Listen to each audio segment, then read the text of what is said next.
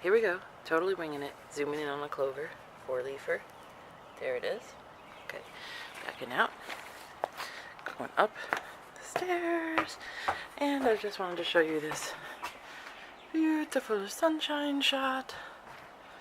Don't mind all the neighbors and the houses and the things, but a very beautiful, activating sunshine morning. Here's the kitchen. There goes a kitty running. It's a mess. Sorry. Hope you didn't see that. Don't pause.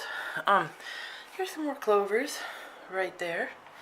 And backing out. And I'm going to this little corner here. We got some things on the walls. We got some stuff over here. I'm going real fast, but putting it down. Okay. I'm winging it. I really am going to make a fast video right now. I have a huge pile of books and cards and colored pencil boxes and things. In order to get this up on the table, I do not know what is being seen on the camera because I don't have a reflector. I heard about a trick where you can put a mirror up behind it, just FYI, if you have one of these kind of cameras, and then watch a reflection. But I haven't done that. I do have an antique mirror on the wall that my friend gave me a long time ago, but I can only just look up there to see like the art and not the me. All right, so I showed you 4-leaf clover outside. I showed you some on the fridge, and here's a little envelope that says 4-leaf clovers on it. And then I think I only have 2 in there right now. But I show you all this because I've been finding clovers for a long, long time. And even one time when I was visiting my parents in New York, my mom, I plucked one out of the grass, just sitting there, and she was like, "You're still doing that?" So it went back even farther than I remembered because I hadn't remembered doing that before I moved away. And yeah, I've given many, well, now that I think of it, yeah, I guess I do, because I started making cards, like just finding like cardstock or like the back of someone's business card, sorry, or something like that. Something that was just like cutting out things, that were, like I said, like hard paper, and then taking a clover and taping it to it. So I would do that, and then I'd give it away to people like as trinkets, because everybody loves a 4-leaf clover.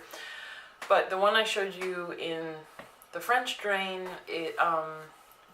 we left. My boyfriend, so I mentioned him already, Ryan, and you can see his music videos on this channel too. So my boyfriend and I were out on a walk. My boyfriend.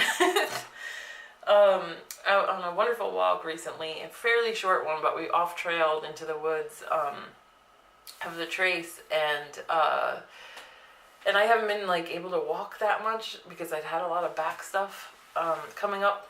This is a side note, surprise, but this is going to be shorter than the others. Anyway, we had been walking around. We'd come back from a wonderful walk and seen these things, and I hadn't been walking much. I had back stuff coming up, which, as another side note, I've heard from the metaphysical, some people, that it's actually light, all the light codes coming into your body. So stuff that's coming up, like pain and old issues and physical illness, is actually the light coming into your body to push out anything that shouldn't be there anymore. So, hey baby, I'm gonna close this one door real quick. Where are you running? Sorry, that was weird.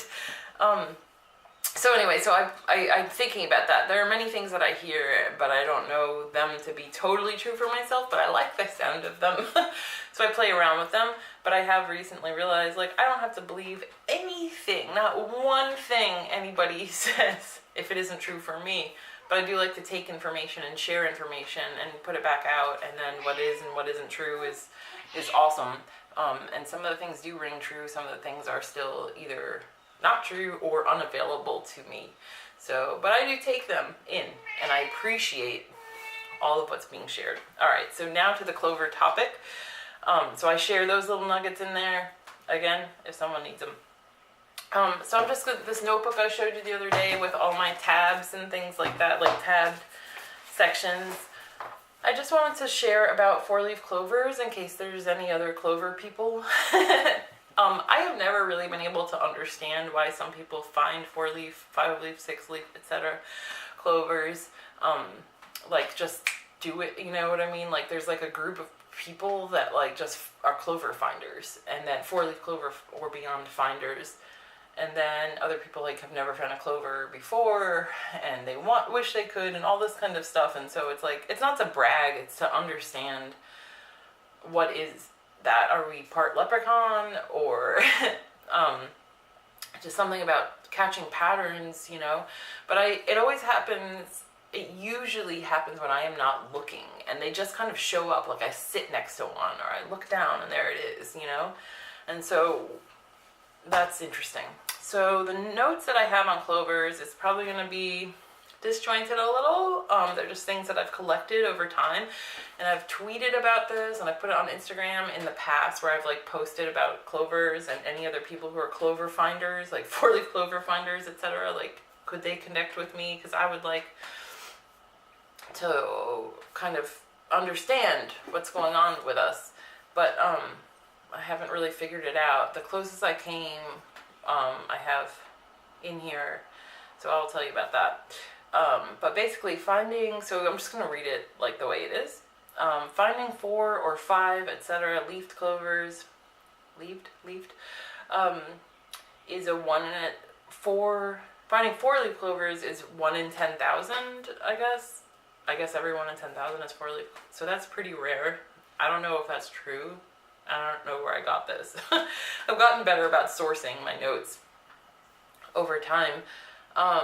But it says that all I wrote is synesthesia, so I guess I didn't continue my notes in here, but there is a guy that I found on, I think he has a blog, I can't remember his name, this was a couple of years ago, but who wrote all about like synesthesia is the reason why people find 4-leaf clovers, and synesthesia is when your senses, like your vision and your hearing, or your vision and your color, like they overlap somehow and they like intertwine. So you hear colors and you see songs. I'm not sure that's entirely true, and it's pretty simplistic probably, but that was the closest I found to like a person actually stabbing, it's not a nice word, but taking a stab at a theory as to why people find 4-leaf clovers. Another note I have about it is that the weakened genes are causing the clover to mask the 3rd leaf gene, so there's genetic rarities, and that's what makes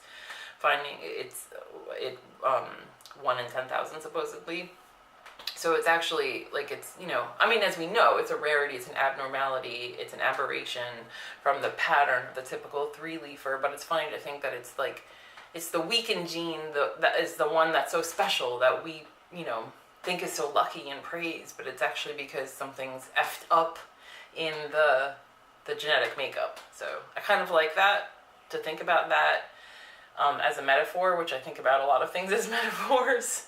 Okay, and then I have another note, it's just kind of cool. Guinness Book of World Records says that, I guess the most leafed clover is a 56-leafed clover. That is amazing. Is that real? I don't even know.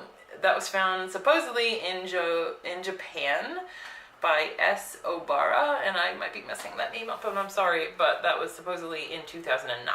So yeah, and just to go back, like, I find 4-leaf clovers everywhere. Like, it's not just, I was making this joke yesterday to Ryan, like, it's not just radiation in the backyard or whatever, because obviously it was when, you know, in New York, and so it happens in all places, and it also happens in waves, where, and what's funny is I had just been noting, like, I haven't had a wave in a while, and one time in a different wave I had noticed that my pattern was when I was feeling a lot of love, like in love, that in love vibe, I would find clovers.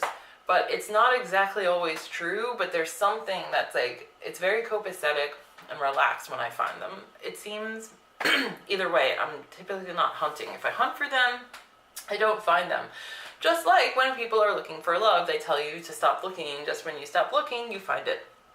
That doesn't always prove true on the surface for me, but and I do think that I've hunted a few times and found them too, but anyway, but yeah, so I hadn't found them in like a while, a long time, And then we came home from that wonderful walk I had brought up earlier, and I looked down and I was like, holy shit, there's 4-leaf clover. And it happened to be March 17th, so it was like total leprechaun day. Okay, so that was really neat.